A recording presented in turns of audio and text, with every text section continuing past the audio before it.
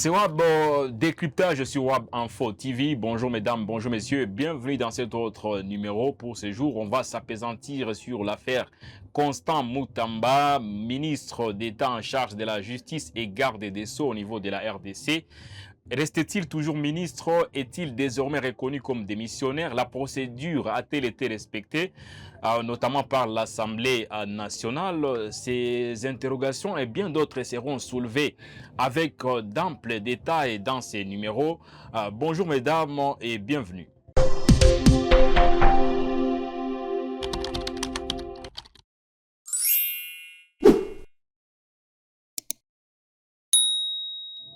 Et pour en parler, j'ai le privilège de recevoir sur ce plateau M.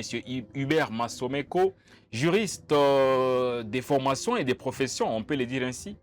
Forcément, il faut être juriste des formations pour être juriste des professions. Oui, absolument. Je suis juriste de formation jusque-là. La profession, j'attends la cérémonie de prestation de serment qui aura lieu bien sûr très bientôt. Et par là, je vais exercer une profession quand même officielle. Et j'aurai le droit d'être appelé Maître Hubert. Mais pour l'instant, je suis Monsieur Hubert. Ah, Monsieur Hubert, c'est quand même Bac plus 5 en droit. Oui, absolument. En droit pénal En ou droit public. en droit public. Voilà, on est avec vous sur ce plateau pour débattre autour de ce que moi j'appelle saga. C'est une saga, pratiquement une saga judiciaire. Le ministre d'État en charge de la justice et garde des Sceaux, en tout cas bientôt il sera poursuivi. L'Assemblée nationale a déjà donné son approbation, comme je l'ai annoncé, bien sûr, puisque déjà des poursuites doivent débuter contre le ministre d'État Constant Moutamba. Déjà, quel est votre regard avec vos yeux des juristes par rapport à cette histoire? Par rapport à cette affaire, je pense que nous sommes dans une dynamique de l'application de l'état des droits pour cette fois, parce que nous sommes dans un pays où l'essentiel des ressources de l'État sont dilapidées par des politiques véreuses. Je pense que cette affaire, pour cette fois, elle va susciter cet espoir qui était en train de s'effriter par rapport au principe de l'état des droits. Parce que l'état des droits voudrait dire les dirigés comme les dirigeants sont soumis au respect de la loi et sous le contrôle des juges indépendants. Et surtout lorsqu'il s'agit de la gestion des ressources de l'État, il faudra être regardant parce que je pense que notre État a besoin des ressources pour pouvoir permettre la mise en place de son programme de développement. Alors dans cette affaire, c'est une affaire de détournement des fonds publics.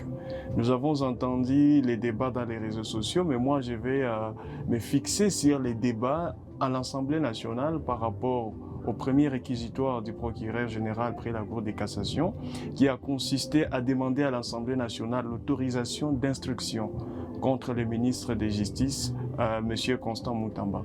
Qu'est-ce qui s'est passé? Il s'avère qu'il y a des allégations fortes de détournement des fonds publics. Le ministre aurait passé un marché public sur la construction de la prison de Kisangani. De gré à gré, pratiquement.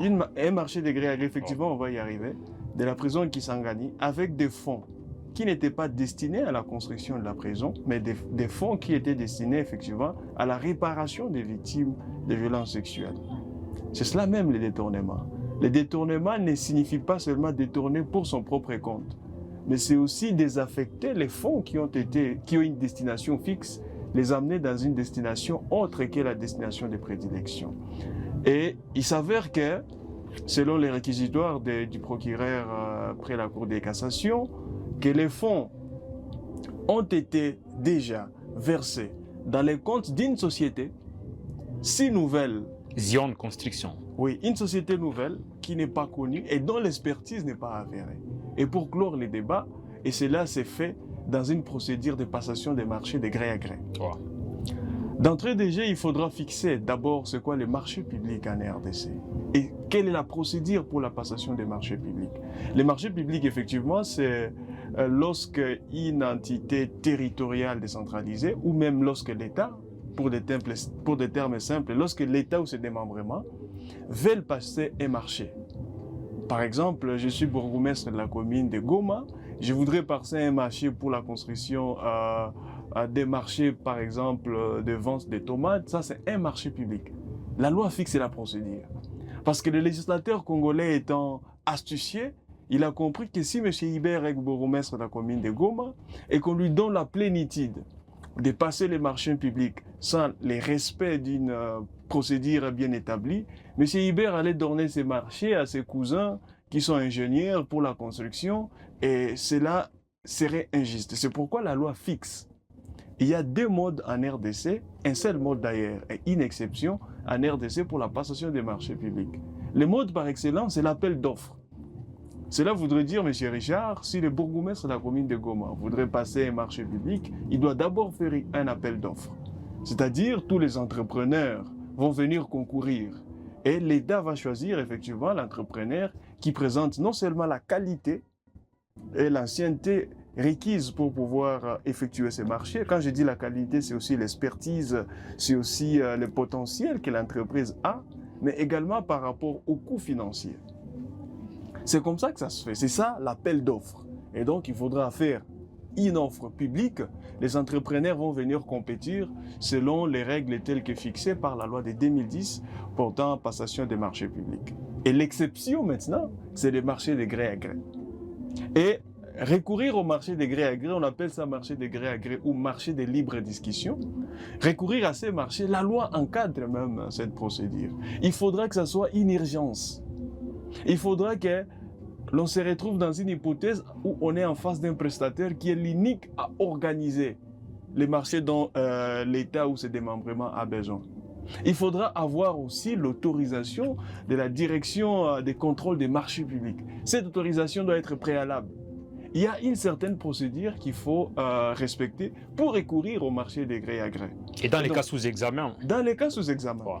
Comme je l'ai dit tantôt, d'abord nous sommes en face des fonds qui étaient destinés pour la réparation des victimes de violences sexuelles et on se retrouve avec ces fonds virés dans un compte d'une société entre guillemets nouvelle, sans expérience. Et le procureur l'a dit dans son réquisitoire pour maintenant demander l'autorisation des poursuites, que des personnes qui sont considérées comme les associés au sein de cette société sont introuvables.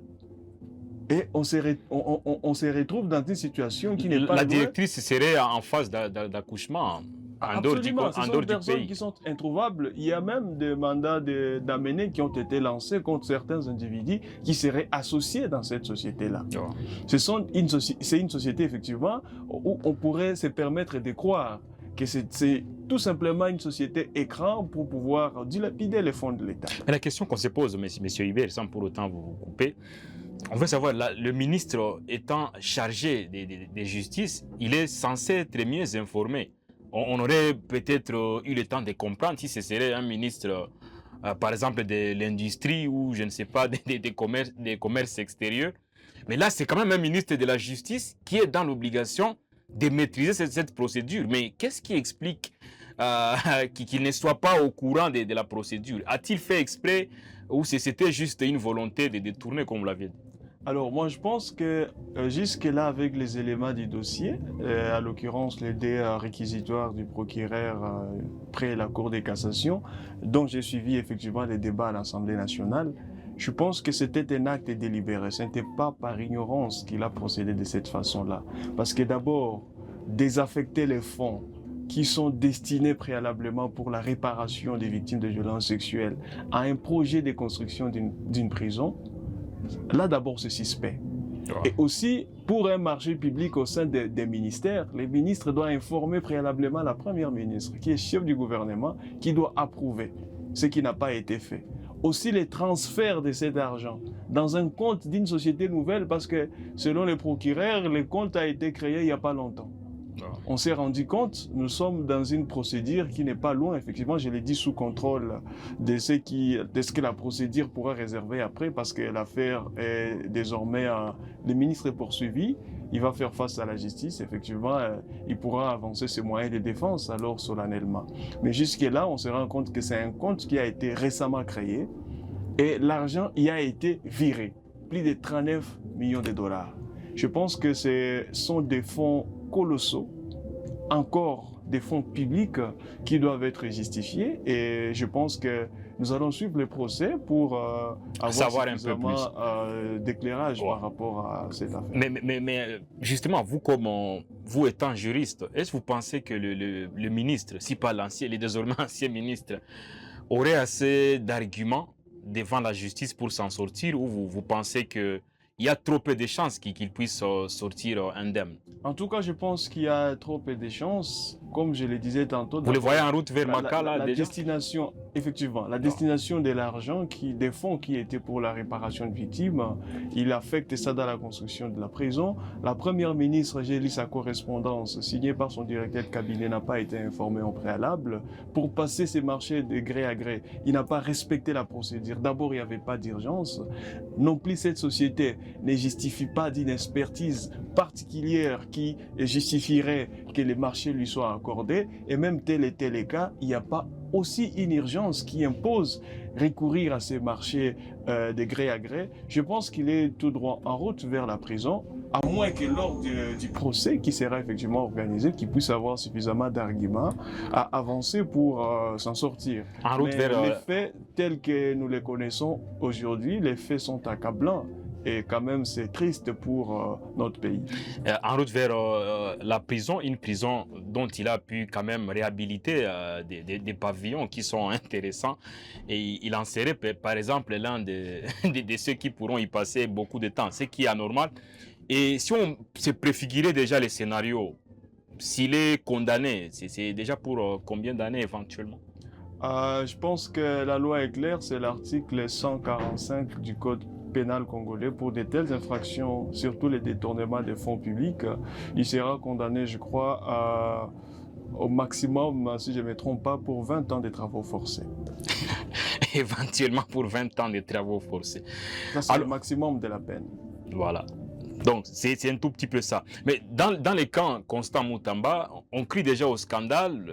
On a suivi beaucoup de déclarations, même si le ministre lui-même reste silencieux. Mais une chose est sûre, il y a un scandale qui est évoqué par les camps Moutamba.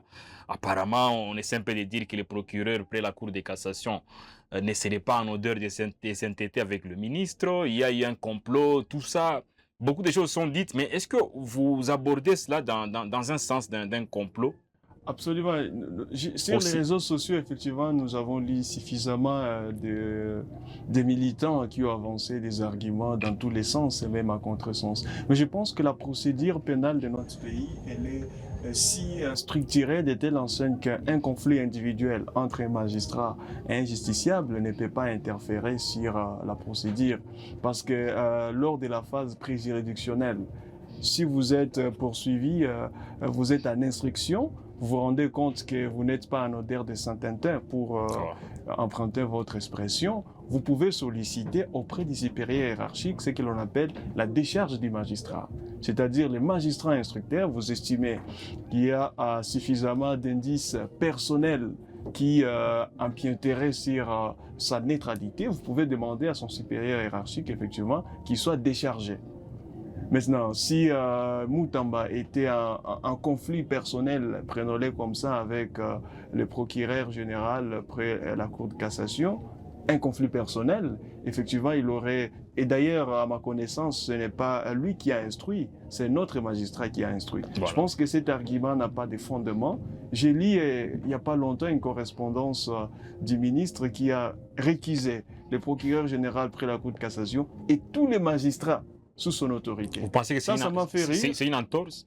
Comme je dirais, ça m'a fait rire. Pourquoi ça m'a fait rire? Parce que le procureur général près la Cour de cassation, c'est la sommité de tous les magistrats d'ordre judiciaire. À ce qui concerne effectivement les magistrats debout, d'ordre judiciaire. Et donc, il a réquisé tous les magistrats, tous les parquetiers de la République démocratique du Congo. Et le procureur est placé par le président de la République. Effectivement, le procureur de la Cour de cassation est nommé par le président de la République. Il a récusé tous les magistrats congolais, parce qu'il a dit tous les magistrats sous son autorité. Mais la question, bien sûr, les chefs de l'État étant le magistrat suprême, était-il aussi récusé par le ministre? Par ricochet, bien sûr. Absolument, c'est une affaire, c'est une histoire qui a fait rire. Mais je pense qu'il s'agit de manœuvres dilatoires pour gagner du temps, et surtout qu'il a fait après. il a fait après que l'instruction ait été clôturée. Il aurait dû les faire, si cela serait possible, que tous les magistrats du Congo soient réquisés. Il aurait dû les faire pendant l'instruction, mais il l'a fait malheureusement en retard, quand l'instruction était déjà clôturée. Ce qui est... Effectivement, le procureur a demandé maintenant à l'Assemblée nationale une autorisation de poursuite. Oh. Parce que pour la première fois, il a demandé une autorisation d'instruction. Oh. Et pendant l'instruction, parce que là nous sommes à la phase pré-juridictionnelle, il faudra les fixer peut-être, Richard, parce que notre procédure a deux phases essentielles. Il y a ce que l'on appelle la phase pré-juridictionnelle et la phase juridictionnelle. La phase pré-juridictionnelle, effectivement, c'est là que l'on est devant l'officier de police judiciaire ou l'officier du ministère public avant que l'on arrive devant le juge des fonds. Et à cette phase, les magistrats cherchent les preuves, ils réunissent suffisamment de preuves pour soutenir l'accusation devant le juge. Et pour un bénéficiaire des immunités ou des privilèges de poursuite, comme les ministres, les membres du gouvernement, pour commencer la procédure d'instruction, il faudrait effectivement venir demander à l'Assemblée nationale, selon les prescrits de la Constitution. Et si cela est autorisé, effectivement, l'instruction commence. Et quand les magistrats estiment qu'il y a des indices sérieux de culpabilité, pour mener la poursuite, il faudrait encore revenir devant l'Assemblée nationale pour demander l'autorisation de poursuite. Et c'est que le procureur général après la Cour de cassation a obtenu, avec comme conséquence la démission. On va en parler sûrement. Mais la question que l'opinion se pose, le ministre de la Justice ou le désormais ancien ministre de la Justice devant la justice, sera-t-il désormais comme un citoyen lambda? D'ailleurs, on l'a dit, nul n'est au-dessus de la loi. Donc, derrière ou devant les barreaux, il sera seul, bon, pas seul bien sûr, mais il sera traité comme tout le monde. Absolument, ça c'est une question très importante. Je pense que il y a dans notre système judiciaire, il y a ce que l'on appelle les bénéficiaires des immunités. Et les immunités en RDC, généralement, ce sont des immunités fonctionnelles. Donc les immunités ne protègent pas M. Moutamba comme tel, mais les immunités protègent la fonction qu'il assume des ministres de la Justice. C'est quoi la ratio legis derrière les immunités? Effectivement, c'est parce que les bénéficiaires des immunités, souvent ils exercent des fonctions aussi sensibles et ils doivent avoir la liberté dans l'exercice de leurs fonctions. C'est pourquoi on leur donne des immunités. Une protection en quelque sorte. Pour protéger cette fonction. Bien sûr. Mais après la levée de ces immunités, mais aussi l'immunité ne signifie pas l'impunité. Effectivement, il a des immunités et il y a une procédure pour les lever. Et comme les immunités sont levées, effectivement, il va comparaître comme tout citoyen congolais devant la justice. Ah, ça, c'est vraiment une précision d'état. Mais là aussi, il y a une autre question. La question consiste à savoir, est-ce que vous pensez que la procédure a été respectée jusque-là ou il y a eu quelques entorses? Dans l'ensemble, depuis le début, bien sûr, jusqu'à l'heure où nous sommes. Jusqu'à l'heure où nous sommes. S'il faut comparer cette procédure de Constant Moutamba à la procédure de Matata Mponyo, voilà. Je pense que pour Constant Moutamba, la procédure a été respectée jusque-là.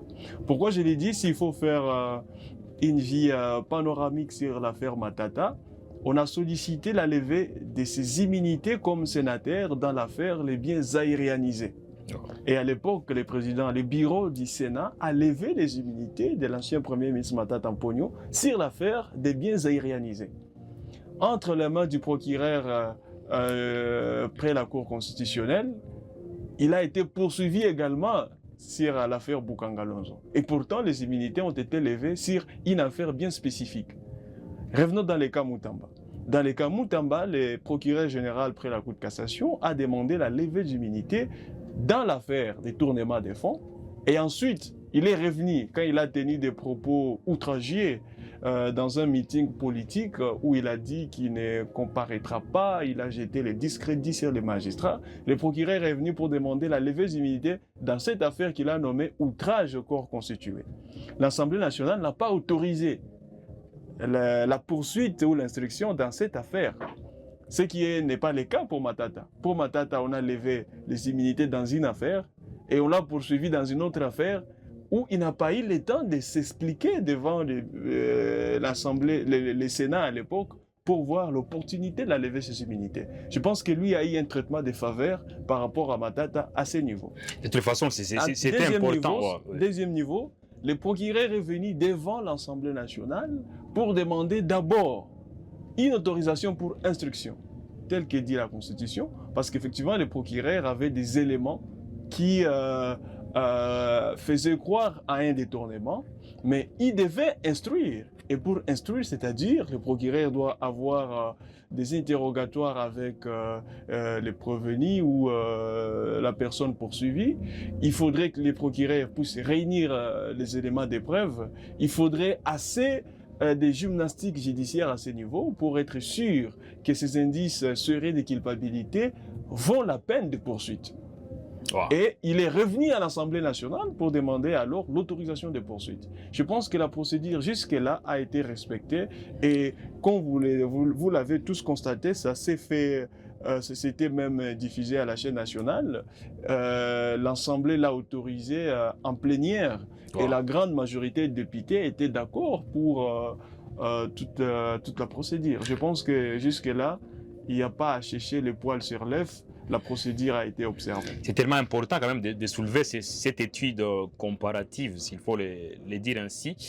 Mais de toute façon, il y a d'autres interrogations qui planent sur cette affaire. Mais c'est selon vous, quelles sont les plus grosses erreurs commises par Mutamba tout au long de son passage au ministère de la Justice? Alors, a-t-il outrepassé ses fonctions à un certain moment? Là, je vais répondre plus comme analyste que juriste. Ouais. Je pense que la plus grosse erreur que Mutamba a fait preuve tout au long de son passage à ce ministère, parce qu'aujourd'hui, juridiquement parlant, il est démissionnaire, c'est un ancien ministre. La plus grosse erreur, je pense que c'est l'excès des ailes, mais aussi il a trempé dans le populisme à outrance. Même, il aurait dit se faire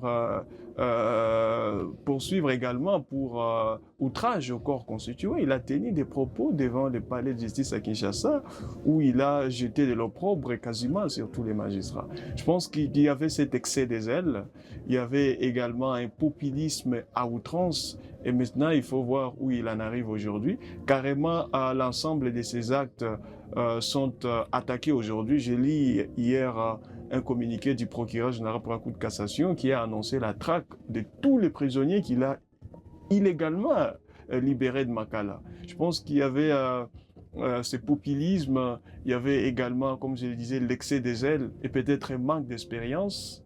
Aussi, je crois qu'il a confondu la fonction qu'il jouait avec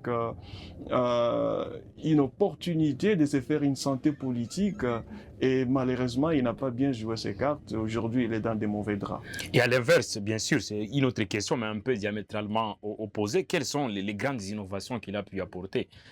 Vous n'allez pas me dire qu'il a été piètre tout au long de son mandat. Mine de rien, il a quand même apporté quelque chose.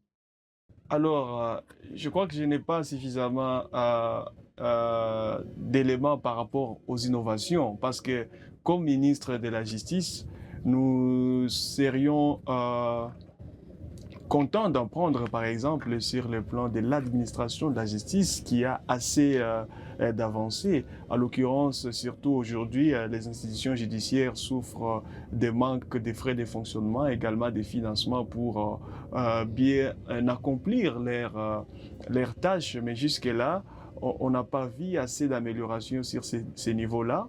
On a certainement vu des communiqués dans tous les sens, par moment des communiqués qui outrepassaient les pouvoirs du ministre de la Justice. Parce qu'il faudra retenir que le ministre de la Justice en RDC a le pouvoir sur les magistrats d'injonction. Et la doctrine du professeur Kavunja Maneno dans son livre de procédure pénale fixe que ces pouvoirs d'injonction, c'est l'injonction positive. Donc le ministre ne peut que dire aux magistrats, au procureur général de la République, ainsi qu'à tous les autres magistrats, parce que c'est lui les chefs hiérarchiques et les principes des magistrats, surtout les parquetiers, sont régis par les principes de l'unicité du ministère public. Et donc, son rôle s'est limité à dire « poursuivez tel ». Et il appartient aux magistrats de décider de la poursuite, de l'opportunité de poursuite ou non. Mais on a vu des communiqués signés par M. Mutamba, je l'appelle monsieur parce qu'il n'est plus ministre, où il a ordonné l'arrestation des gens, il a ordonné des poursuites, il a même signé des communiqués qui portent la saisie des biens sans procès. Ce qui est grave. Et pourtant, la saisie des biens, c'est une décision judiciaire. je suis ministre, je ne me réveille pas et dire que j'ai saisi tel bien, tel bien. Il faut qu'il y ait un procès équitable où on va respecter les principes du contradictoire et l'on ne peut passer à la saisie lorsque la décision de saisie est irrévocable. Et il ne revient pas au ministre quand même de décider sur la saisie des biens. Je crois qu'il a commis assez d'erreurs et il y a assez d'erreurs que des résultats positifs, de mon point de vue. Avant peut-être de chuter, maintenant que l'Assemblée nationale a déjà approuvé des poursuites judiciaires contre Constant Moutamba, où est-ce que nous en sommes actuellement? Peut-on dire qu'il est officiellement déclaré démissionnaire? Parce qu'apparemment, il ne l'a pas encore fait lui-même. Que disent les textes? Alors, en exploitant l'article 166 de la Constitution, le dernier alinéa dit qu'en cas de mise en accusation, comme la décision de poursuite a été prise, les ministres démissionnent immédiatement. Ça, c'est la Constitution. Et la loi portant... Ça veut dire mutatis mutandis. Déjà, depuis le dimanche, il allait démissionner. La levée des immunités évoque directement la démission. Mais la loi sur la procédure devant la Cour de cassation est plus explicite quant à ça. Lorsque les immunités ont été levées, donc lorsque le procureur a eu l'autorisation de poursuivre les ministres, il avait 24 heures pour démissionner. Et la loi dit, en cas de non-démission, il est réputé démissionnaire. Il avait 24 heures. Après 24 heures, il est réputé démissionnaire. Ça veut dire, l'Assemblée a pris la décision le dimanche, depuis lundi, il est réputé Moutamba est réputé démissionnaire. Il avait 24 heures pour démissionner. Maintenant là, il est démissionnaire, réputé tel. C'est pourquoi, juridiquement parlant, on ne l'appelle plus ministre. Et qu'est-ce qui doit arriver? On doit nommer notre ministre ou c'est son subalterne qui va... Alors, ça c'est une procédure politique, pas juridique. Il faudra que ça se décide au gouvernement avec la réalité politique de chez nous, les coalitions politiques, les alliances. Je pense que c'est un débat interne au gouvernement. Mais sur le plan des droits, au regard de l'article 166 de la Constitution, au regard des articles 77, 78 et 80, je crois, de la loi sur la procédure devant la Cour de cassation, M. Moutamba n'est plus ministre depuis 24 heures. Depuis lundi, voilà. Et pour terminer, globalement, selon vous, a-t-il essayé de faire guérir la justice qu'il avait pu considérer comme étant malade, avec bien sûr l'aval du président de la République? Globalement, vous pensez que cette justice malade, un peu avec ses béquilles, aujourd'hui est en train quand même de renaître de ses cendres? Alors, je pense que notre système judiciaire, effectivement, a ses propres lacunes. Ce n'est pas faux. Il y a suffisamment de lacunes dans notre système judiciaire. Et moi, personnellement, comme juriste, j'ai toujours décrié la logique de Moutamba de pouvoir diaboliser les magistrats. Parce que si les magistrats trempent dans ce qu'ils qualifient de corruption, etc., c'est parce qu'il y a une responsabilité du gouvernement. Et lui, comme ministre, devait résoudre ces problèmes à la source. Et les problèmes à la source, c'est que les institutions judiciaires sont souvent sous-évaluées dans le budget national en termes de frais de fonctionnement. Les juridictions ne savent plus fonctionner. Nous, quand on était étudiants, on a fait les stages auprès de nos juridictions ici. Ils ont du mal à avoir même du papier. Les stagiaires qui viennent solliciter les stages académiques, ils doivent payer les papiers pour que les juridictions fonctionnent. C'est qui est anormal. Je pense qu'il y a un problème sérieux par rapport à la prise en charge des juridictions judiciaires par le budget national. Et lui, comme ministre, c'est ce qu'il devait faire. Il devait faire des plaidoyers auprès du gouvernement, peut-être auprès de l'Assemblée nationale comme l'autorité budgétaire, de pouvoir mettre une fourchette budgétaire conséquente pour la justice et voir ce que ça va donner. Mais quand même, les magistrats, il faut les reconnaître, ils travaillent dans des conditions extrêmement difficiles, sans appui, avec parfois des réserves budgétaires qui font rire. Je pense que c'est cela le débat. Comme ministre de la Justice, il devait tout faire pour doter de notre justice des moyens pour faire son travail et pas tirer à boulet rouge sur les magistrats qui se retrouvent effectivement dans une logique où ils sont également laissés pour compte. Et selon vous, à quand les débuts du procès? Est-ce que déjà il y a un délai qui est fixé par les textes? Alors non, jusque-là, je pense que lorsque la phase préjuridictionnelle finit, lorsqu'elle finira, le procureur près la Cour de cassation va saisir les juges des fonds par une note aux fins de fixation des dates d'audience. C'est là que l'affaire sera transférée au tribunal, et pas au tribunal, à la Cour de cassation, donc au juge des fonds. Et à ce niveau-là, on va suivre maintenant les greffes pour voir quand il va programmer l'affaire en introduction, l'affaire Constant Moutamba contre la République. On s'imagine Constant Moutamba en tenue jaune et bleue, ce qui est un tout petit peu compliqué. Tout cela dépendra d'abord, dans un premier moment, du procureur après la Cour de cassation, du magistrat qui est en charge de son affaire. S'il trouve qu'il y a des motifs sérieux pour les mettre en détention, effectivement, on va le voir en tenue. Mais c'est la grande probabilité à l'heure actuelle. Je ne saurais pas les dire parce que je ne suis pas en contact avec les dossiers manuels, mais je pense que tout cela dépend du magistrat qui est en charge de son dossier. C'est bon. S'il trouve qu'il y a des indices sérieux de culpabilité, qu'il y a une fuite, une crainte de fuir, aussi, peut-être en passant, il faudrait que je le dise parce que aujourd'hui, quand quelqu'un est poursuivi au Congo, on pense qu'il doit être forcément en prison. Non, la prison, en principe, doit intervenir en cas d'une décision irrévocable, après les procès. Mais si aujourd'hui les gens sont mis en prison, c'est ce que l'on appelle une détention préventive. Et en droit congolais, même c'est un principe constitutionnel, la liberté est le principe, la détention est l'exception. L'on ne peut détenir quelqu'un exceptionnellement.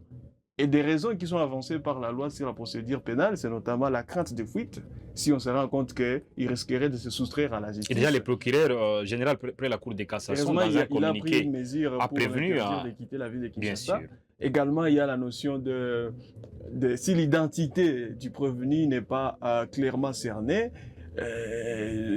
s'il y a des indices sérieux de culpabilité, il y a tout ça qui entre en jeu. Si les procureurs estiment, par exemple, que s'il reste en liberté, il risque d'interférer négativement sur les enquêtes en cours, c'est là que l'on peut les mettre en détention. Mais ce n'est pas ça le principe. Le principe, c'est qu'il reste en liberté, qu'il vienne comparaître en liberté, et il sera mis en prison si les juges des fonds prononcent sa sentence et si la décision est irrévocable, c'est-à-dire non susceptible de voies de recours ordinaires. Mais pour le cas Constant Moutamba, tel que vous l'aviez évoqué, hormis le fauteuil des ministres de la Justice qu'il va perdre, et peut-être une éventuelle incarcération, s'il faut le dire aussi ainsi. Qu'est-ce qu'il pourrait perdre aussi? Parce que forcément, au cas où il est déclaré peut-être fautif devant la justice, il pourrait perdre, il ne pourra plus faire quoi et quoi exactement? Au cas où il est reconnu coupable, j'ai fait l'économie de l'article 145 du Code pénal congolais, les décrets du 30 janvier 1949, si j'ai bonne mémoire. 1949? Oui, je crois que si ce n'est pas 49, c'est 39, je dois encore vérifier bien. Il doit d'abord passer 20 ans de travaux forcés, c'est la peine maximale. Je ne dis pas que ça doit être forcément ça. Lors de la façon dont il va organiser sa défense devant les juges a une fourchette. L'extrémité, c'est 20 ans de travaux forcés. Il appartiendra au juge maintenant de voir quoi faire selon son intime conviction. Ça peut être une année ou 20 ans. Absolument. Ouais. C'est dans l'intervalle. C'est ça la fourchette du juge. Il sera aussi condamné normalement de l'inéligibilité. Il va perdre les droits peut-être des votes, également d'être élu, etc. Il y a beaucoup de choses. On rappelle qu'il a été candidat à la présidentielle. Oui, donc en cas de condamnation, il ne pourra plus candidater. Effectivement, le juge pourra prendre cette mesure. Donc le juge a toute cette manœuvre pour pouvoir individualiser cette sanction sur les cas Moutamba. Et cela, c'est au cas par cas. Malheureusement, il n'y a pas que l'humiliation. Il pourra perdre beaucoup d'histoires Constant Moutamba. Surtout l'honneur. L'honneur également. Parce que l'honneur n'a pas de prix. Surtout qu'il est venu, un juriste comme vous, un juriste de formation comme vous. C'est quand même une grosse boulette, comme on l'a dit, une grosse bourde qu'il a pu commettre. Il est venu tambour battant, malheureusement. Il s'en va. Il s'en va la queue entre les pattes. Ce qui est malheureux pour Constant Moutamba. On est à la fin de ce web décryptage sur Web Info Télévision. Grand a été notre plaisir de vous accueillir sur ce plateau pour débattre autour de cette matière des droits. Ça, c'est les droits. Effectivement, ça c'est du droit pur. Merci beaucoup Hubert. C'est moi qui vous remercie, Richard.